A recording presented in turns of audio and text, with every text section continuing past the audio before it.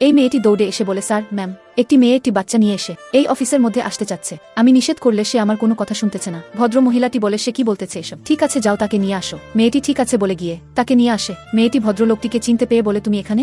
ভদ্রলোকটি বলে, কে তুমি? তোমাকে তো চিনতে পারলাম না। মেয়েটি বলে, আমাকে চিনতে পারছো না তুমি? ভদ্রলোকটি বলে, তুমি আমাকে চেনো? মেয়েটি বলে, হ্যাঁ, আর তুমিও আমাকে চেনো, আমি তোমার খুব কাছের একজন বন্ধুর স্ত্রী। এরপর তারা দুজনে তাকে চিনতে পেয়ে অনেক খুশি হয় এবং ভদ্র মহিলাটি উঠে গিয়ে তাকে বসিয়ে দেয়। ভদ্রলোকটি তার জন্য এক কাপ কফি আনতে বলে। ভদ্র মহিলাটি গিয়ে তার জন্য এক কাপ কফি নিয়ে আসে। ভদ্রলোকটি বলে, কিন্তু আমার বন্ধু কোথায়? মেয়েটি বলে, সে মারা গেছে। এ কথা শুনে তারা অনেক অবাক হয়ে যায়। এরপর মেয়েটি বলে, তুমি মনে হয় টাকা পেতে তার কাছ থেকে। সে কিছু টাকা রেখে গিয়েছে বলে টাকাগুলো বের করে দেয়া। ভদ্রলোকটি টাকাগুলোর ভেতর দেখে একটা চিঠি। সেই চিঠিটা বের করে পড়তে পড়তে তারা দুজনে কান্না করতে লাগে। ভদ্রলোকটি বলে, এই টাকাগুলো আমার লাগবে না, এই টাকাগুলো তোমার কাছে রাখো। আমরা সব সময় আল্লাহর কাছে দোয়া করি তুমি যেন ভালো থাকো, সুখে থাকো। তুমি কাল থেকে আমাদের অফিসে কাজ করবে। আমার মতো আপনার মাকে ভালোবাসলে ভিডিওতে একটি লাইক করে চ্যানেলটাকে সাবস্ক্রাইব করো। ভদ্র মহিলাটি বলে, আর আজ থেকে তুমি আমাদের সঙ্গে থাকবে। মেয়েটি তাদের কথা শুনে অনেক খুশি হয়ে যায়।